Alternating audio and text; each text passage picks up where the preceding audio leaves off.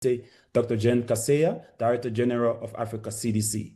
The DG is also joined by senior technical experts on the incident management support team and other heads of divisions across Africa CDC. My name is Nika Wongwe. I'm moderating today's section. As usual, the briefing is available in English and French through interpretation. You can use the language icon on the Zoom platform to select your preferred language. Let's begin our section. DG, is over to you. Good morning, good afternoon, good evening to all of you. We are taking this press conference from Kinshasa in DRC because we wanted to be on the ground and will be there to support the country, to support Uganda, to support South Sudan, and all other countries. Let me invite my colleagues to proceed with the few slides that we prepared for you before starting our conversation. Next, please display the slide.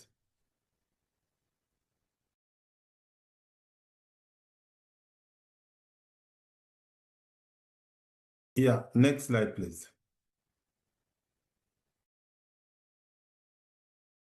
As we know, this is a regional outbreak. We are saying that because we have at least 2 countries affected. We have DRC, we have Uganda. And we can see the number of suspected cases. That is from yesterday data, around 1,077 cases and 246 suspected deaths related to this Ebola outbreak. We are supporting the government to conduct active surveillance and to start to understand all contacts and to test them and to isolate them. We'll talk about it when I will share about what we are supporting, what we are providing to support the government. Next slide. This is the second largest Ebola outbreak. The first one was in West Africa in 2018. And this outbreak that we are experiencing in 2014, this outbreak we are experiencing today, we already have more than 1,000 suspected cases. When you see 914, because the slide was prepared before the update that we got. But when this outbreak was declared, as you can see in the first graph, we already have 246 suspected cases, while for all other outbreaks, when we declare that we have less than 100 cases. It means it's not, we can discuss the delay, we can discuss what we think that would be done at that moment. But what is the truth? What is the reality is when the outbreak was declared by Africa CDC on the 15th of May, followed by Uganda and DRC, we already had 246 suspected cases, and that one, we can see after 10 days how the number of cases are increasing. This number of cases is increasing not because we cannot say that the outbreak is out of control. No, it's because we start now to conduct active surveillance and to know who are contacts, people who can be tested and isolated. This is why we can see an increase. We are still expecting in Africa CDC an increase because we are still in this active phase of the outbreak. Next slide. We have 2 countries affected, but we have 11 countries at risk. We were talking about 10, now we added Somalia. This is why we have 11 countries. these 11 countries will also be supported for the preparedness plan, because we don't want countries not to be ready if they may be contaminated in the next few days. But we are doing our best to stop this outbreak in these two countries and to contain that. Next slide.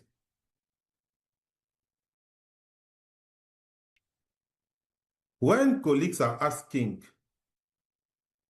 did we take appropriate and timely action? This is the answer. On the 15th of May, when we got the evidence that this outbreak was in more than one country, it became the mandate of Africa CDC to declare the outbreak. But for us to declare the public health emergency of continental security, there is a process. This is why the next day, we started to look for evidence at scientific level and to start also to mobilize political leaders to talk with head of state, to talk with the chairperson of African Union Commission, while we are also supporting the response on the ground. 3 actions at the same time. The next day of the declaration, it was the 16th, we called for a meeting of all partners. We had around 130 partners connected. And the day after this meeting, we had the declaration from WHO of the public health emergency of international concern. And because the process for Africa CDC was also ongoing, the following day, Africa CDC declared the public health emergency of continental security. I was on day 3 in the field. I stopped my engagement in Geneva. I flew the next day to DRC.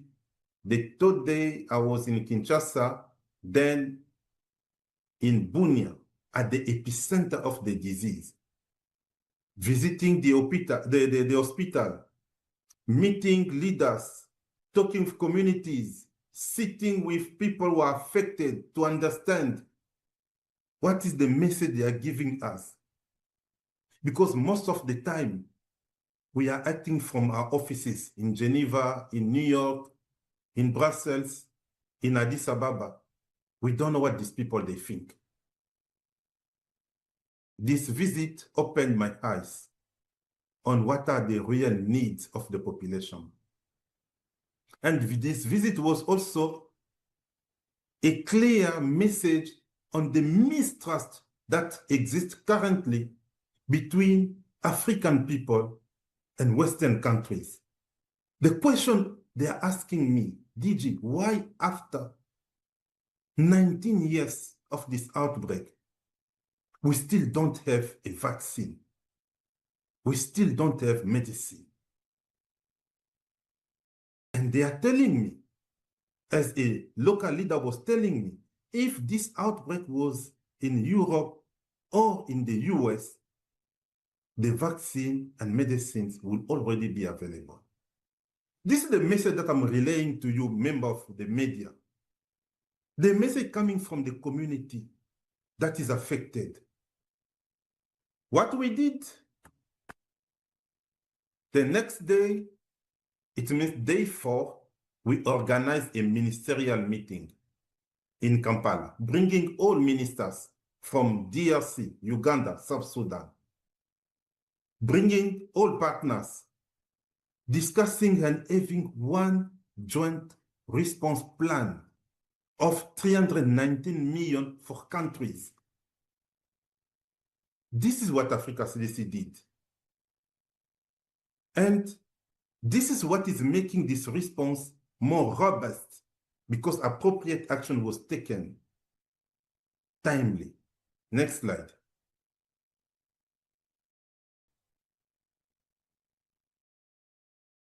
If we don't take action, what are we facing? Yes, we are losing people. We lost 3 very young medical doctors in Bunia.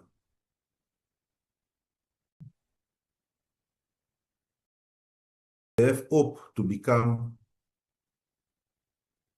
successful doctors in their life. But in addition to medical doctors, we are losing health workers, nurses, community health workers, and members of communities. On top of that, we are also making our economy down. For all of you, in West Africa, when we have this Ebola outbreak, we lost $53 billion. That costed 12% of their GDP. But if we decide to work together, to invest on appropriate actions, knowing that we don't have vaccine and medicine approved so far, by supporting the public health measures, the return on investment is, for $1 we're investing, we are getting $7 back. And this is, from economical perspective, what we need to do. Next slide.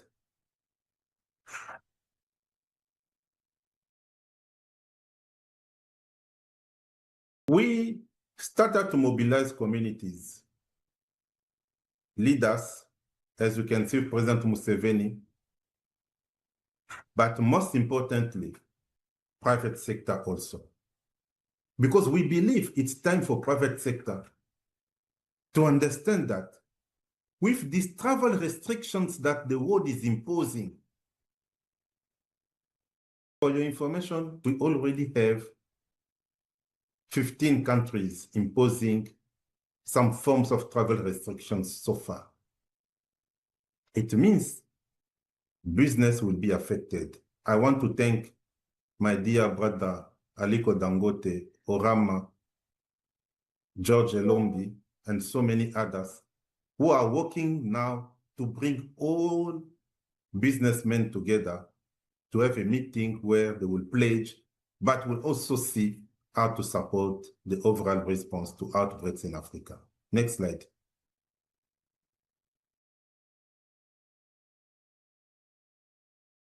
I landed in DRC yesterday, coming from Brazzaville, where I had successful meetings with a number of colleagues, partners, including Baroness Chapman, the president of AFDB. And yesterday I was in Kinshasa. I had the opportunity to meet His Excellency, the President, because I requested this meeting. And he called senior people from the government to meet with me and to discuss the response. The Prime Minister was there, the Minister of Health was there, the Minister of Communication, and other senior officials from DRC. We took 3 hours, 30 minutes for the President to discuss all pillars, what DRC is doing, what DRC is committing. And the main information is, the President told me, on daily basis, is following, is providing guidance, and is leading the response. This is what we are expecting from a leader during the outbreak. I'm also glad to share that the initial response came with money that DRC provided, 20 million, and now they are increasing that to have more funding that will be around 15 million in the next 2 weeks.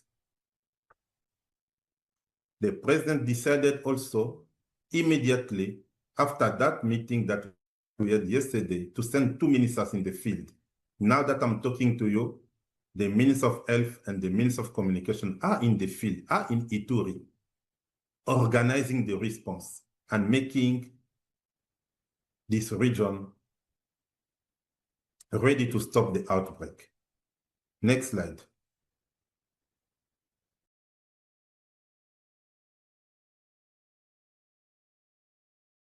Next slide, colleague.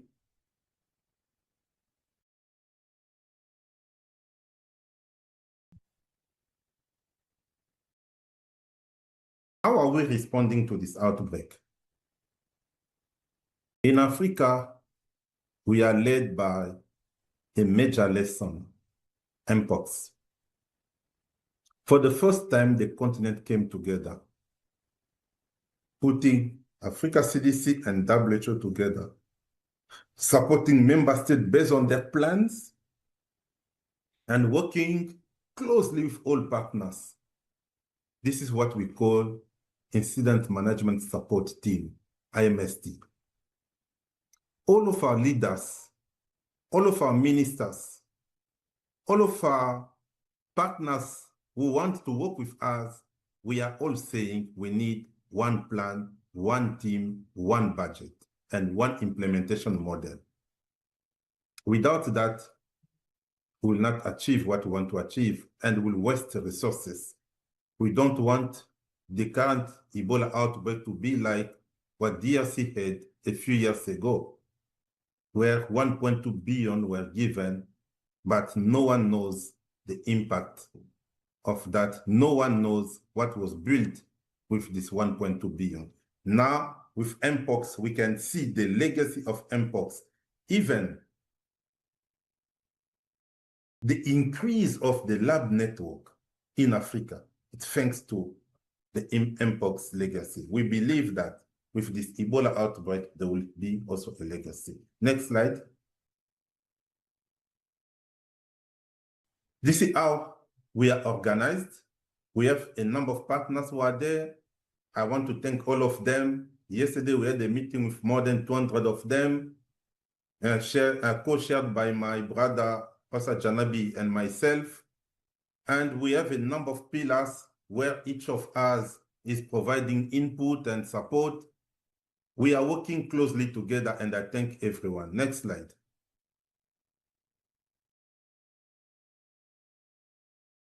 These are the 11 pillars that we have, but I want to draw your attention to the last one. The last one is mostly for countries where we think the risk is high and we need to prepare them. Tomorrow, I will be in Burundi, meeting the president and senior officials to see how the country is getting ready if the case that we have in South Kivu can be detected also in Burundi. This is why we are really running. Let me correct, we are not running. We are flying to make sure that we can stop this outbreak very quickly. But I cannot say when. Next slide.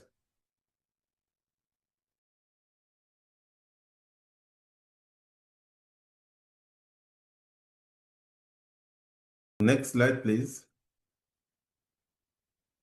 How much? In Kampala, we agreed for countries to get $319 million. This is the figure that was approved in Kampala by ministers. On top of that, next slide. On top of that, we have also funding from partners to support the country response, and partners so far, we got requests around 148 million. Is it correct? Is it accurate? No, because other partners are still providing their figures. That's what can change. But so far, we are talking about 467 million, 319 million for countries, 149 million almost for partners. As I said, this figure will change because we don't have input from all partners. Next slide.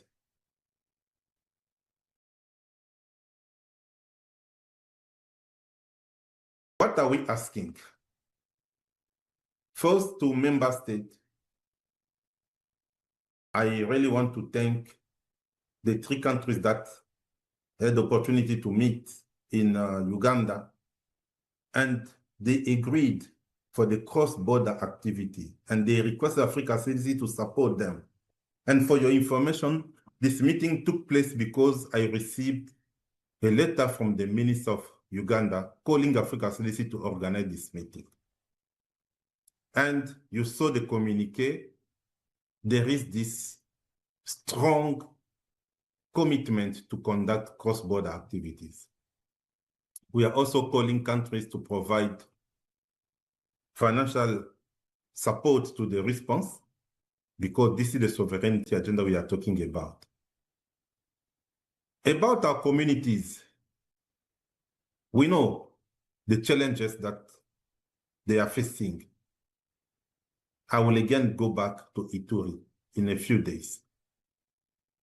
I will be working with colleagues, with ministers, supporting them, but they have to trust us. They have to know that their government and partners, they will continue to do everything possible to support and to stop this outbreak. Because we start to see this mistrust, partners, they came together, they say, we are pledging resources. On Monday, 25th, we ended the day with a pledge of $498.8 million, almost $500 million. Since then, the figure is going down. Now that I'm talking to you, the figure is around $290 million. We cannot afford to stop this outbreak without resources. We cannot afford to stop this outbreak just with political declaration from some countries. And more importantly, we cannot afford to stop this outbreak with travel restrictions that Western countries start to impose to African countries. It's even a shame to see a country like South Sudan with 0 case, 0 suspected case, 0 death under travel restriction. Who can come to explain to me why South Sudan is under travel restriction? The treatment that Western countries are applying to Africa, I will continue to talk about it. It's my role to talk about it. It's not acceptable. The same way I raised my voice in Rwanda in 2024, when Rwanda was under travel restriction because of the Marburg outbreak, we are raising the voice today. We say no in Africa. We are calling for a meeting of head of state in a few days. This message will be strong and loud. We are also calling our own African countries to understand that it's just by reinforcing public health measures in the border, then Africa CC will be working with you, that we can stop this outbreak. We don't have to close our borders also to our own brothers and sisters. Next slide.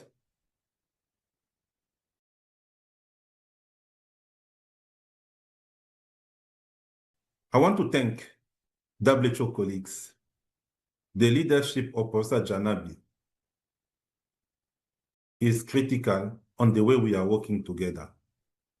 I want to thank my brother Tedros for the support and for the strong collaboration. But let me also thank my own Africa CDC colleagues. They are working hard. Most of them, I have around 42 colleagues in the field working to provide support in all areas. Thank you so much to all of you, to all partners, but also to the members of the media who are helping us. I will stop there and give opportunity for the conversation for the next 1 hour we have. Over to you, Nick. Thank you, Your Excellency, for the very comprehensive update. As we said in the introduction, our Excellency is also supported by senior technical experts from the IMST, as he has mentioned, and of course, heads of division across Africa CDC who will provide responses to your questions.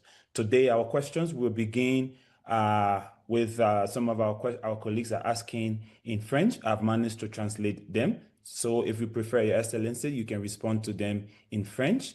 The first question comes from our colleague, Aniset Kemonyo. She's from the Tazaman News in the DRC. Her question is written in French, but the translation is, what communication strategy can be used to build trust between the public health and, of course, the workers and as well as the community in response to the new strain of the Ebola virus? That is an innocent question. Another question that comes in French as well is from our colleague Maria Mondeja. She writes for the El Periodico in the DRC as well. And she say, her question is written in French as well, but the question translated says, how are cuts to international aid funding affecting the response to this outbreak? And what distinguishes this outbreak from the previous outbreaks? So those are two questions. I will allow Your Excellency to respond. Preferably, you can respond to these colleagues in French if you like. Thank you and over. Merci beaucoup. Je vais vous répondre en français puisque vous avez posé en français et puisque vous êtes des médias du pays qui est affecté. La stratégie de communication va se construire autour de la communauté. Nous devons avoir des leaders communautaires engagés. Nous avons vu des scènes où les jeunes gens ont voulu prendre des corps des personnes décédées. On a vu des scènes où des jeunes gens ont détruit des structures. Ce n'est pas des gens qui viendront de Kinshasa qui vont leur dire d'arrêter.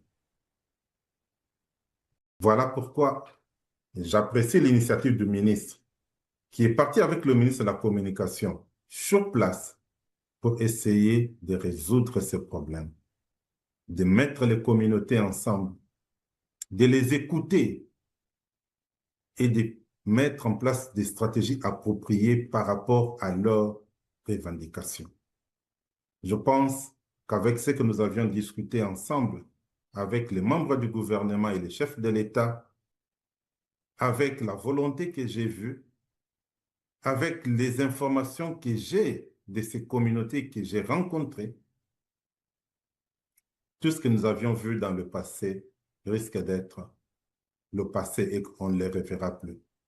Puisque la stratégie de communication maintenant, elle est basée sur les réalités des Ituri, avec les gens de l'Ituri, avec des jeunes qui ont des messages à passer, mais surtout avec la confiance que nous restaurons entre la communauté et les autorités et les partenaires. Comment est-ce que la deuxième question, la diminution des ressources, a affecté la réponse? Je dois d'abord dire que ce n'est pas seulement les États-Unis qui ont coupé les fonds. Tous les autres pays occidentaux, dans leur grande majorité, ont coupé des fonds. Il faut qu'on se le dise, c'est ça la réalité et la vérité. Dans certains pays, ces fonds servaient à financer les postes de staff, à payer les opérations sur terrain comme la collecte des échantillons, le transport des échantillons, l'analyse des échantillons. Nous avions même des systèmes de transmission des données qui dépendaient de ces partenaires pour fonctionner. Tout cela est tombé du jour au lendemain. Oui, je veux le dire, la diminution des ressources a eu un impact négatif sur la capacité des pays africains à détecter, à tester et à reporter les épidémies. Mais nous sommes en train de passer cela, on ne parle plus de cela. Aujourd'hui, l'Afrique est debout. Un pays comme la RDC va investir au moins 50 millions de dollars qui va constituer une bonne partie des ressources pour la réponse. Ça n'était jamais le cas dans le passé. La RDC attendait les partenaires extérieurs. L'Ouganda fait de même. Donc, nous avons pris conscience en Afrique que notre futur dépend d'abord de nous. Et c'est cela, ce que moi j'appelle le plus grand message de cette diminution des ressources. Over to you, Nick. Merci, Your Excellency.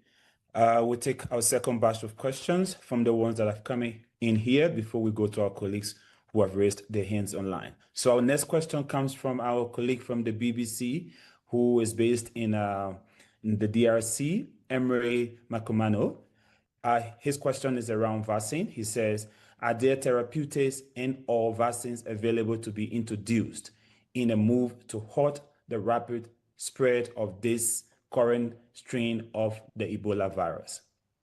Second to that question comes from our colleague Monica Moyine. She's a freelance journalist in Zambia. She writes for the Zambia Daily and Daily Nation. Her question is also around vaccine. And Monica asks, how soon are we likely to receive the news of a vaccine for the new strain of the Ebola virus that has hit the DRC and Uganda? So those are the two questions around vaccines. Over to you, Your Excellency. Thank you so much. So far, we don't have approved vaccine and medicines. We have some candidates. I will say it also. Yesterday, I received a message from the Minister of Health of Russia informing me that Russia already developed a vaccine. My team is working with the Russian team and with all other partners to understand. We also know that some ongoing studies are there, and I don't want to talk about what is not really evidence so far, but we have some candidates. I cannot give you the timeline because when we are discussing with the team and other partners, what they are giving us is so different depending on candidate vaccine. But what we can tell you for sure, by the end of this year, 2026, Africa CDC will make sure that we have vaccine and medicine against Bundibugyo. If one day we have again a fourth outbreak of Bundibugyo, we'll say we have vaccine and medicine. Our leaders are ready to invest. We are investing at technical level, at strategic level, to make sure that this one will happen. Next question. Thank you, DG. Now let's go to our colleagues who have raised their hands on the Zoom platform. We have a couple of them. We will take your questions in order as the hands are raised. So first we have our colleague Bonja Kaur.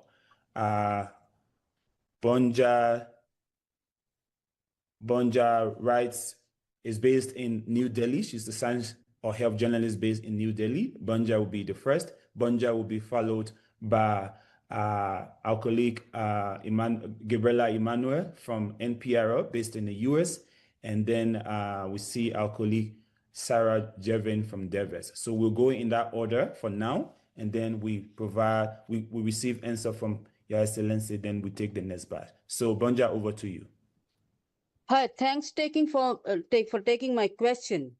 DG, you said emphatically in your last press conference too that had this outbreak happened in the West, you would have vaccines and therapeutics by now. And in this press conference also, you emphasized upon that. I was wondering, when you say that it is the West which was not very, maybe not very kind towards development of these vaccines and therapeutics, what exactly do you mean by West? Apart from dwindling of funds and the shortage of funds, do you think agencies working on vaccines and therapeutics or international agencies, who exactly do you mean in the West did not invest enough in vaccines and therapeutics for this particular strain of the virus? Thank you. Thank you, Bonja. Next is our colleague, Gabriela.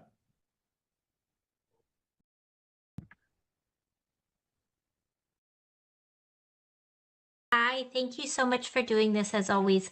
I wanted to follow up on what you were saying about building trust, and if you could speak a little bit more about the specific strategies on the ground. And for this, you mentioned these were kind of a younger population, how you're reaching or how the public health community should reach this kind of younger population that's been attacked some of the treatment centers, and what you, I guess, have learned from past outbreaks about how to build that trust. Thank you. Thank you, Gabriela. The last one for this batch will be our colleague, Sarah. Sarah, over to you. Thank you so much. I'm wondering if you can give us a few more details on the vaccine candidate from Russia that you mentioned. Is it already in clinical trials? And kind of what stage of clinical trials is this vaccine in? Are there doses already available? Is it specifically approved for Bundibugyo? Who's approved it, and kind of what would be the timeline for getting it on the ground? So. Thank you, Sarah. Your Excellency, you can answer those three. Thank you so much. Let me start with the first one. And the second one, I will also call my colleague Chanel and Mosoka for the vaccine candidate. Banja, let me first thank India for the 30 tons of surplus we are getting. Please, when you'll be reporting, share that Africa is grateful for the support we are getting from people from India. Regarding the treatment, the unfair treatment, as I said, to African countries. When we had Ebola in West Africa, we lost 1,000 people. It was when an American medical doctor got the disease, was sent back to the US. Then we discovered that the world has a solution to this Ebola outbreak. Are we still in the same case? I don't know. Do we really think that we don't have any solution? I don't know. But what I know for sure, if this outbreak was in Western countries, they will collect samples, they will conduct research, they will develop vaccine, they will develop medicines. I know that, I believe that. And this is why I say it's time for us in Africa to start to think about how to accelerate our local manufacturing of vaccines and medicines. I will not blame them, but I'm sharing that my people, they think this is the unfair treatment. Regarding building trust with Gabriele, when I was in Ituri, I was asking the communities, what do you think about this outbreak? Yes, some of them, they were thinking it may be not a real outbreak because there is a history regarding someone who passed on and the wife didn't really do the right thing in terms of funerals. This is why the guy is coming back to look for others who are still alive. But you know, there are not more than 10% of people believing that. The majority knows that the outbreak, the disease is there. But what is the issue that is creating this mistrust? The first one, why do we have vaccines and medicine for other diseases, but for this one we don't have?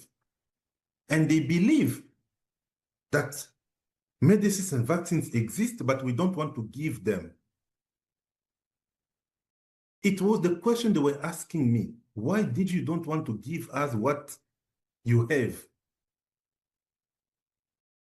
The second reason of mistrust, all announcements that partners are making, $100 million, $50 million, I don't know what. Our population on the ground, they don't know the difference between a pledge and real money. They believe that this pledge is already money that is sitting either with the government of Uganda or DRC of South Sudan or any other government. And this money is not coming in the field. This is the message they are giving us. And the third message is why we are not stopping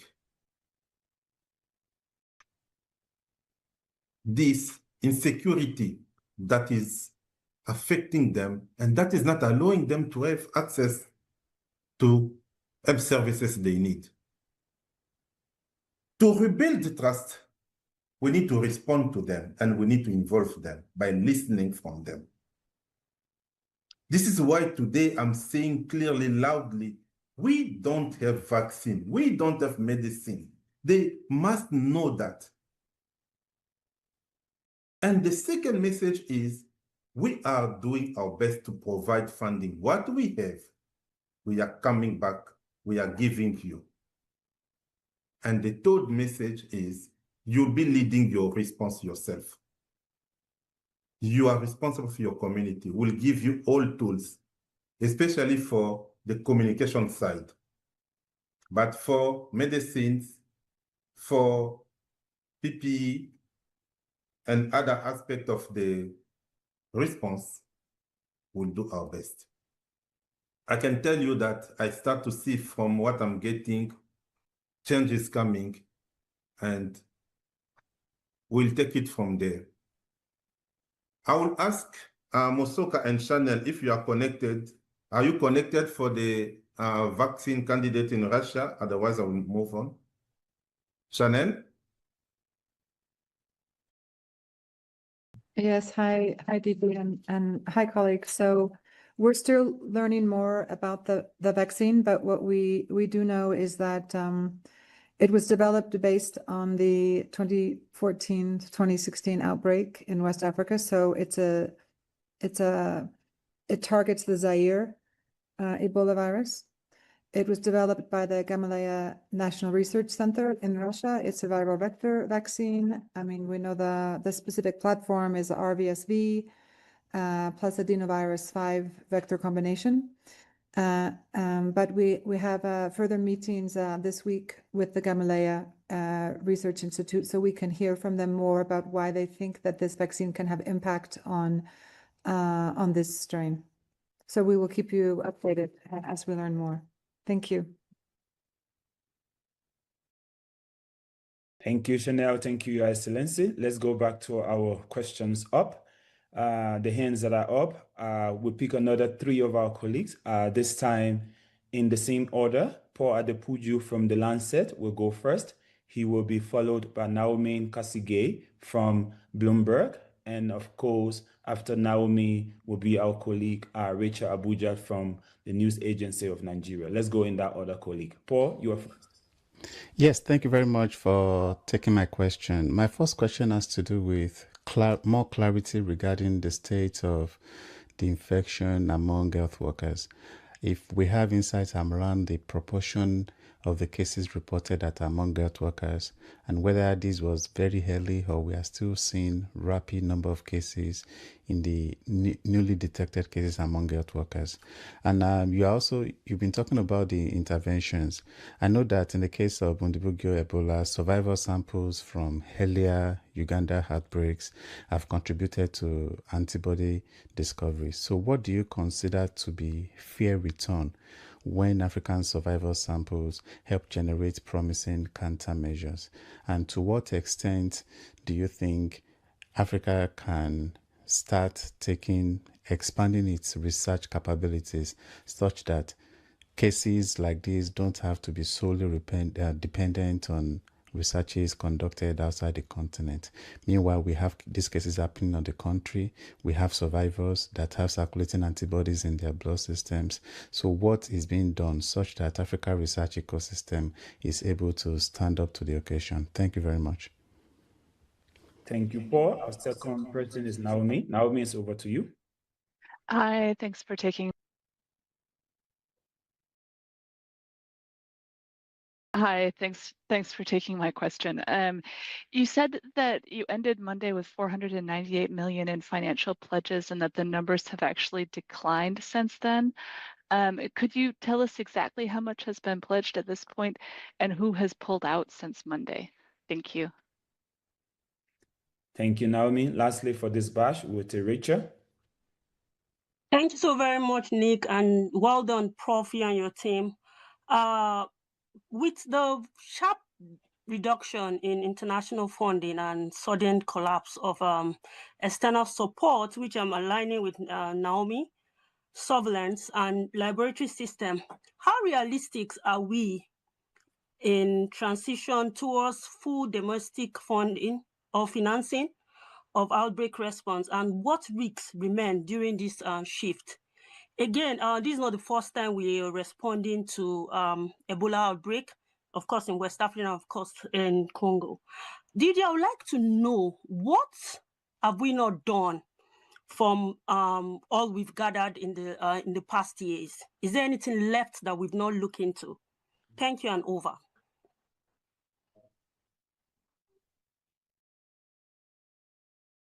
Thank you, colleagues. I will respond to Paul's question and to Rachel. My colleague Tolbert will respond to Naomi's question. Paul,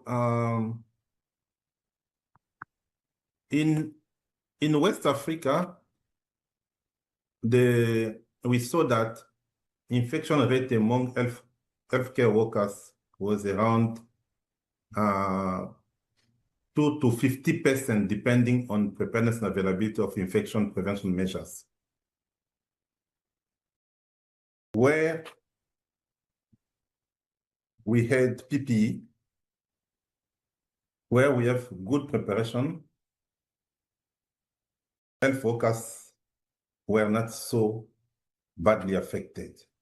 But in the early stage, when this outbreak started without information, and let me remind you that in Liberia, the person who was leading this outbreak is Dr. Tolbert, who is now with Africa CDC.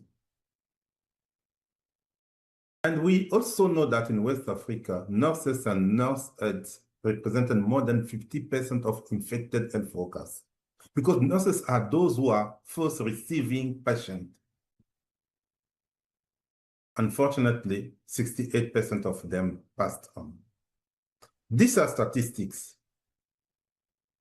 We started to see similar trend in Ituri, because when this outbreak started, the first test that was done on the 5th of May using the Zaire strain was negative. People, they were thinking it was not Ebola. They were thinking it was a severe malaria or maybe other diseases, but not Ebola. This is why we have so many health workers, doctors, nurses, nurse aides infected. Now, with all PPEs that we are providing, we see less and less health workers being infected.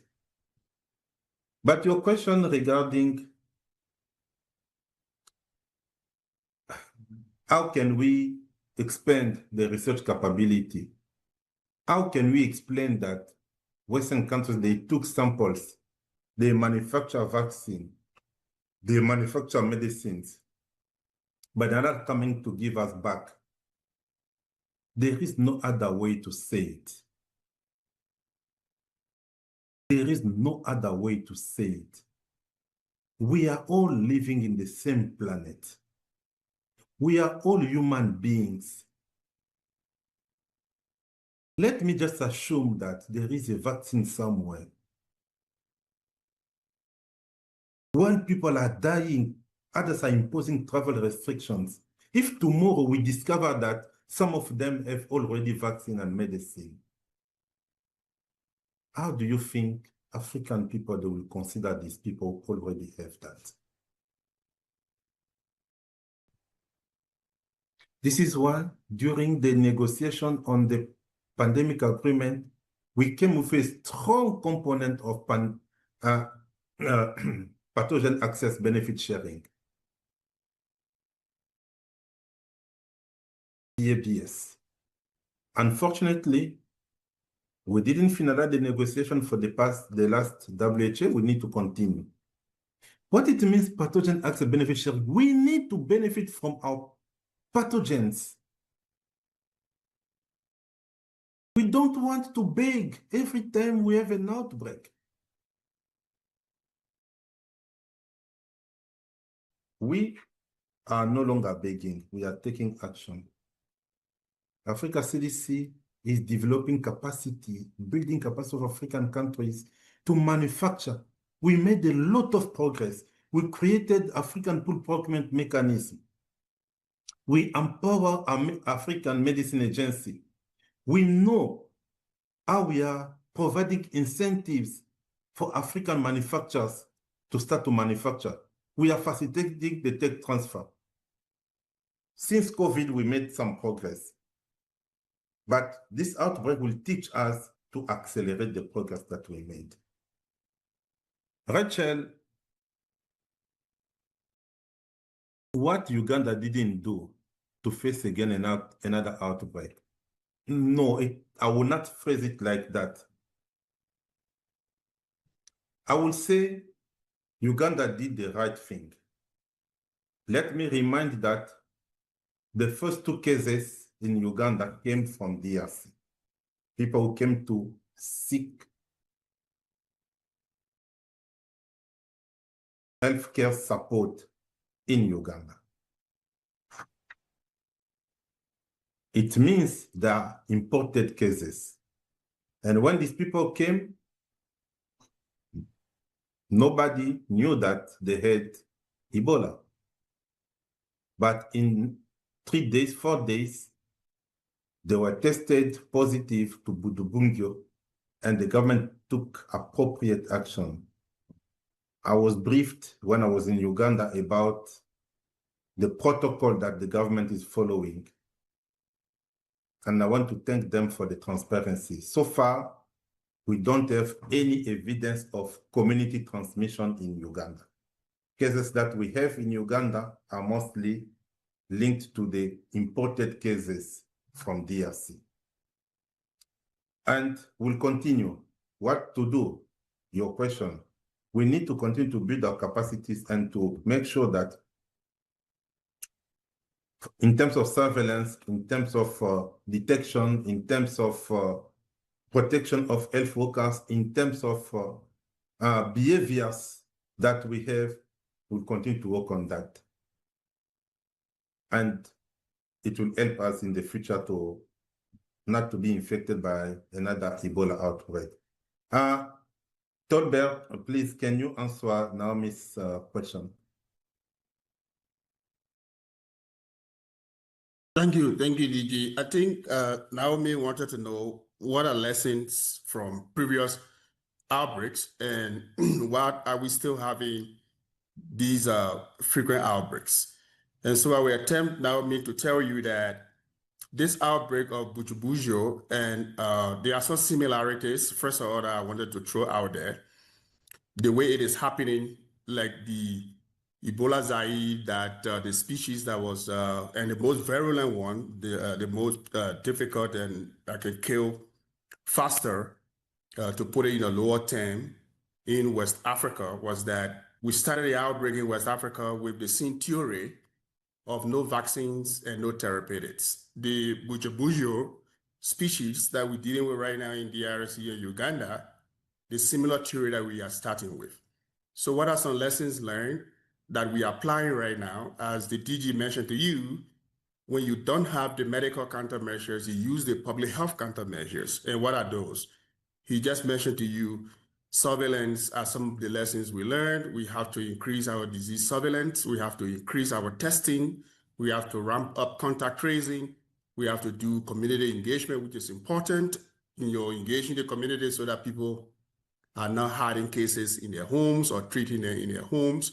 Because we learned those lessons that if you engage the community with multiple communication channels, using radio, using talking to traditional leaders, religious leaders, and all of those communities, social mobilization can help.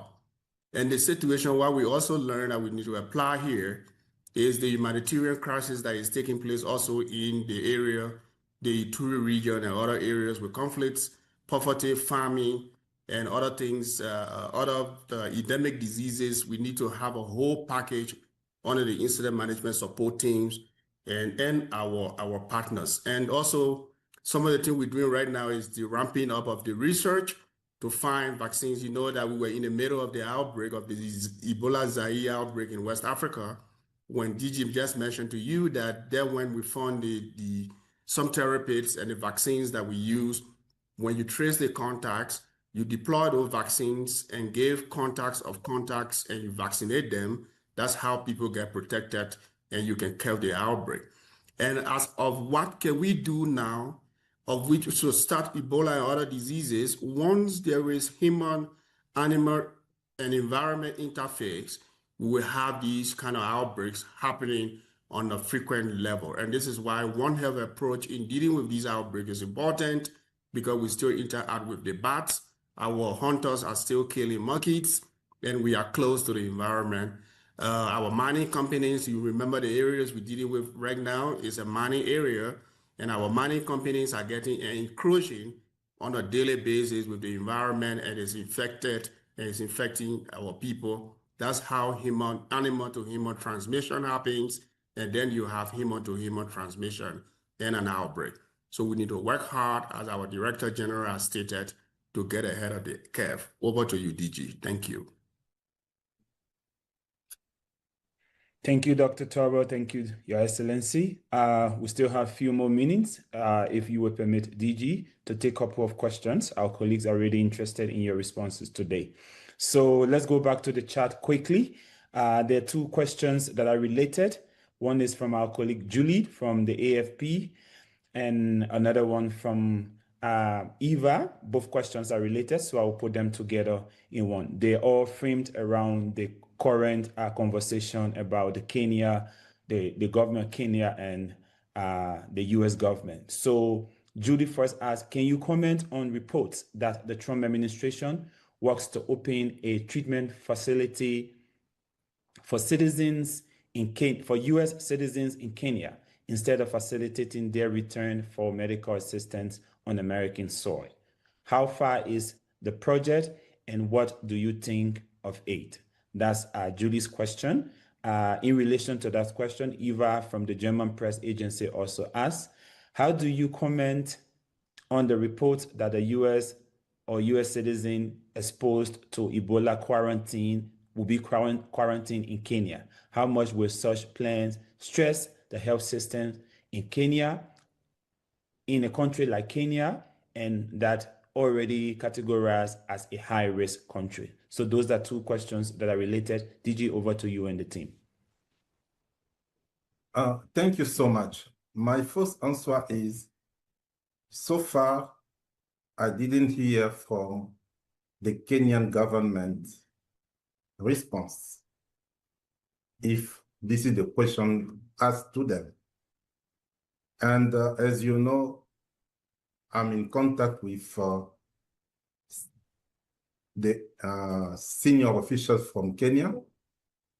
And if a decision like that must be taken, we'll discuss and I will be informed. But from a purely technical perspective, I have to say that every country has the sovereign right to protect its population and to organize some measures during a public health emergency. If I'm asked what could be some concerns that I could have? I will say the first one is the additional pressure that this measure can add to the Kenyan health system. Kenya, as you saw, is already for us a high-risk country. It's a regional hub. It's a logistic hub. And adding an international quarantine responsibility for foreign nationals could stretch the national capacities if it's not well supported by additional resources, infrastructures, people, and so. The second one I can also raise is quarantine facilities for high-risk pathogens like Ebola will require extremely sophisticated systems. And we need to think about infection prevention control, about waste management, about the intensive care. It's a system that we need to put in place. And I think we will think about it when the decision must be made. The third one is mostly about the perception. Yes, we accept our role as African leaders, Africa CDC. When an outbreak starts in Africa, it must end in Africa. This is why we are working tirelessly to contain this outbreak. So far, the outbreak is contained in Ituri and 2 other regions in DRC and in Kampala, no other places. But we are not so familiar with this kind of policy of bringing people from everywhere to quarantine them in a specific country. And I don't know what will be the perception. If that one must be taken as decision, I will provide my recommendations to the Kenyan government. And it will be around what I'm sharing with you today, but I'm still waiting to see what will be their decision. Over to you, Nick. Thank you, Your Excellency. Let's go back to our colleagues online. We're going to take another 3 in one batch, and we'll take the last 3 so that we can wrap up to this section. So we have hands raised, John Shango. John is with Radio Pan Afrique in the Congo. John will be followed by Patrick. Patrick is with Geneva Health Files. And then our tear in this batch will be, I know Dramani will want to speak in French. He is in Bamako. He reports for Radio Kiara in Bamako, Mali. So those are the 3 that will be taken in this batch. And after your response, we'll be taking the last 3. So John, let's start with you. Yes, you are following me? You can speak in French if you like. Yes, we can hear you. Yes. I'll speak in French. Alors, merci beaucoup, Dr. John Kassea. Je suivis avec intérêt la présentation et je vous en remercie. Alors, ma question était de savoir, est-ce que Africa CDC a une crainte par rapport au niveau d'incontrôlabilité de l'épidémie?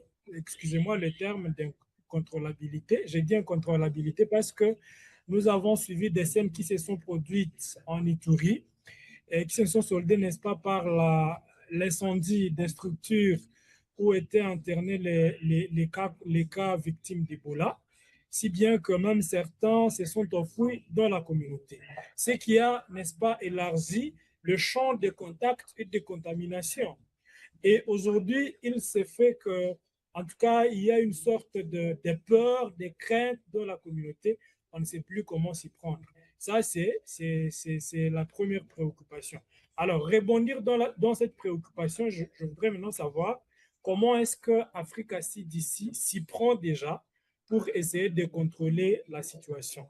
La deuxième question, c'est par rapport à la stratégie de communication. Quelqu'un d'autre en a parlé, mais je ne pas... Bon, la réponse du docteur ne m'a pas, bon, entre guillemets, satisfait, parce que je voudrais à ce que le docteur revienne sur, en tout cas, des détails très, très profonds sur comment est organisée la communication pour arriver quand même à endiguer la propagation de l'épidémie, parce que tout dépend, n'est-ce pas? Une grande partie dépend de la communication. Dès lors qu'il y a une grande quantité de rumeurs qui se répandent autour de l'épidémie, ça crée des cristaux et ça bloque, n'est-ce pas, la passation du message, l'appropriation de l'épidémie, de la lutte par la communauté qui est pourtant elle-même affectée. Merci beaucoup, Nek.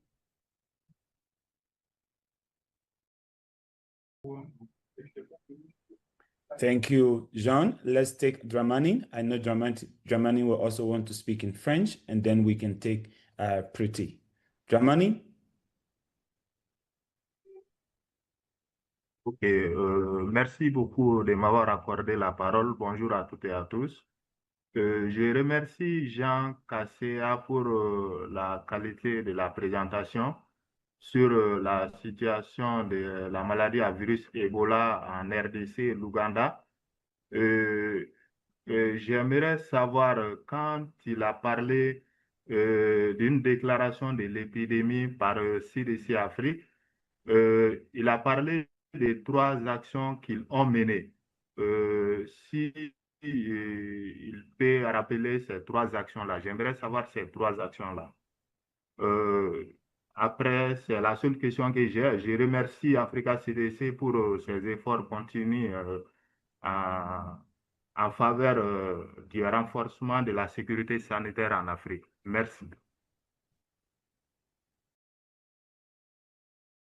Thank you, Dramani. Last in this batch is Prati. Prati, it is over to you. Hi, thank you for taking my question. I'm Preeti Patnaik from Geneva Health Files. I want to know, Dr. Kasaya, about any coordination with the WHO with respect to the continental declaration, of the Ebola emergency and the fact that the fake declaration from WHO came a day before the World Health Assembly here in Geneva. What kind of coordination existed and, compared to the previous declaration during MPOX, for example? Thank you so much. Thank you. DG, over to you.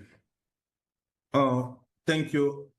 I think I will respond to Pretty. It's not Patrick, it's Pretty. Okay. And, yes. And to John.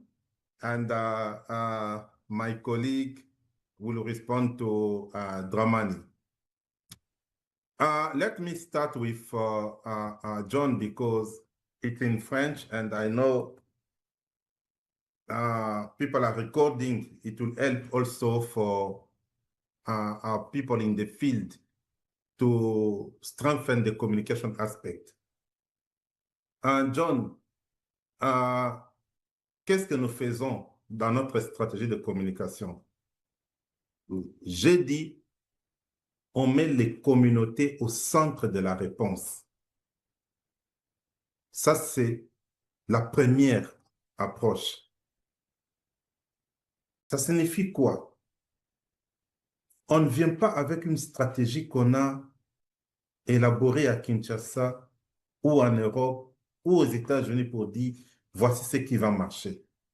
C'est impliquer les chefs coutumiers, identifier des personnes de confiance dans chaque village. Le ministre est en train de créer aujourd'hui des comités communautaires Ebola avec des jeunes gens. Ce sont eux qui sont des leaders de leur communauté, qui vont comprendre.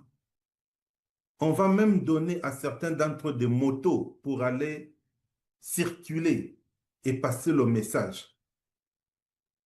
Voilà, ça c'est la première approche. La deuxième, c'est passer d'une communication verticale à une communication de dialogue. Quand quelqu'un est en train de détruire, il ne faut pas venir lui dire « ne faites pas ça ». Mais il faut venir parler avec lui sur « pourquoi faites-vous cela ?» Qu'est-ce que l'on doit faire pour éviter cela? Vous voyez, ce n'est plus une injonction, mais ça devient un dialogue. Et nous allons utiliser pour cela les radios communautaires, les visites porte à porte. Nous avons maintenant des WhatsApp groupes. On a des églises. Nous allons aussi utiliser les radios communautaires comme arme principale de communication. Enfin, nous allons humaniser la réponse Ebola. Puisque la communication ne peut pas être seulement au niveau technique ou basée sur la peur. Il faut montrer des survivants. Hier, nous avions discuté de cela. Aujourd'hui, le ministre de la RDC a montré le premier survivant d'Ebola en Ituri. J'aimerais que la presse couvre cela. Les messages positifs. Il ne faut pas que la presse relaie seulement des messages négatifs ou la peur. Mais nous voyons qu'il y a des gens qui sont bien traités, qui sortent. Ça, c'est aussi un message positif. Voilà comment je peux résumer. Peut-être que je n'avais pas bien développé, mais voici ce que nous avons en tête. Pretty, let me make it clear and loud. At country level, it's the sovereignty of the country. In Africa, it's the sovereignty of Africa CDC. In the world, it's WHO. Let us respect the 3 layers. I didn't declare this outbreak when it was only DRC issue. Because if it's the DRC issue, it's the government DRC to declare that. When I got evidence, and let me tell you what I'm telling you now, I'm supported by all leaders I met, and you also had the opportunity to listen from the chairperson, African Commission, who said, we are supporting the declaration made by Africa CDC. This declaration was when we had evidence that at least 2 countries are infected. When we have that, we don't have to request for permission. It's our mandate to support our people. But we didn't declare at that moment the public health emergency of continental security, because in our statute, to do this kind of declaration, we need first to call for a meeting of the emergency consultative group. This is the group of experts, because when you are declaring a public health emergency of continental security, you must have also recommendations. Because the day you lift that, you must say that I respond to all recommendations, and then we can lift that. It's not just a political declaration. It's a powerful tool. And I don't want WHO, Africa CDC to start to use that just as a political momentum. No. Because what we are facing today, the fear that we are facing, sometimes it's because we need to understand the consequence of what we are doing. We had the emergency consultative group that met. I had to consult the chairperson of African Union Commission. I have to consult President Ramaphosa as the champion. I have to consult countries and leaders. Then I could declare the facts. We respected that. Our declaration is at the same time a political one, because we are bringing leaders together to see how to respond to this outbreak. A strategic one, because we are bringing partners to support. and a technical one because we have clear recommendations on how to respond to this outbreak. What are measures we need to take to respond to this outbreak when we know that we don't have vaccine and medicines? This is what we did. And I will tell you, we have dialogue with WHO. We'll continue to have dialogue with WHO. And in the future, we'll see, maybe it will be before declaring fake, we first start with fakes in Africa if another continent is not affected. But if other continents are affected, this is understandable to start with fake. But we are still, you know, it's a conversation that we are having, and we'll continue that.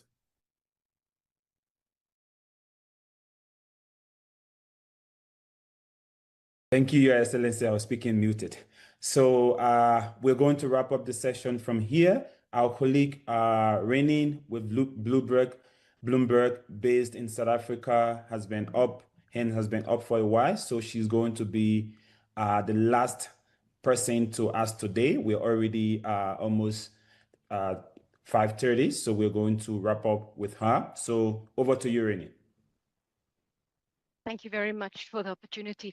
I just want to go back to a remark that DG had towards the beginning of the briefing, where he said that some of the funding pledges that was announced earlier in the week has not come through or was maybe withdrawn.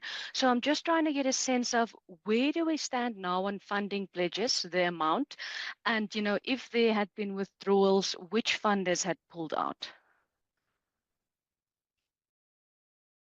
Let me make it clear and loud. When we are negotiating the pandemic agreement, we said when there is a pandemic or when there is a huge outbreak, we take money from development to support the response. People are dying. How can we come and say we commit X $million and the next day they are calling me to say, no, it was a mistake. We didn't really want to say that, but this is exactly what we have or what we are committing to provide. We know some big global health institutions are sitting with billions of dollars. How do you want to conduct your program if countries are affected? Priority today, Uganda and DRC, their priority is to fight Ebola outbreak. How can you come to say, I want you to focus on this development program and I have money for that, but I don't have money for Ebola? I don't say we need to stop development, but I say, as we discussed during the pandemic agreement, let us give opportunity to countries to stop what is killing people now, to repurpose funds. I want to thank World Bank. I want to thank FDB. They told me we are repurposing some funds to support the response. Thank you, World Bank. Thank FDB. I want to call upon all other global health initiatives. Today, I will not name them. I give them 1 week. Next week, for my press conference, I will name each of them. I will put them accountable. I will see, how do you want people to implement the program you are supporting if they are dying and they don't have support for this Ebola outbreak? How can you keep quiet? Because most of them are keeping quiet today. And this is not acceptable. They must know that. Thank you.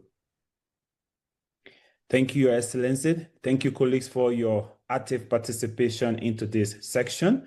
It has been really engaging, and we're encouraging you. You have our contacts as the Communication Department of Africa CDC. We will always work to support what you need from us in terms of interview with our experts and your questions coming in to provide responses to them as we all fight to tackle this outbreak in our member states. Your Excellency, at the end of this session, we would like you to send your final message to the community. The journalists are here. What you want the community, the people in the community, affected area in the DRC, in Turi province, the different areas there, and of course, Uganda, in Kampala, where the people are affected. What would be your message to them as they go through the daily constraint of Ebola? Thank you and over. My people, you know, when a country is attacked, you want to see a general leading the army. That is giving you hope and confidence. Today, I want to tell you, this is why you created Africa CDC. Your Africa CDC. We are up. All of us, with our member state, to fight this disease. Today, we are looking for all ways to support you for diagnostics, for PPE, for medicines, for communication activities, but we are also asking you to lead your communication response in your village, in your communities, in your district. We want you to think about how to change behaviors. We can discuss that, but it's important to listen in Uganda, in South Sudan, in DRC, but also in all countries at risk. Our commitment will not stop till when we make sure that this outbreak is no longer a threat for all of our countries. We'll continue to work closely with our partners, WHO, UNICEF, with our private sector to support our member states to fight this outbreak. This is the commitment. In addition to that, we'll continue to see how to accelerate for vaccine and medicines. Thank you so much. We'll continue to fight together.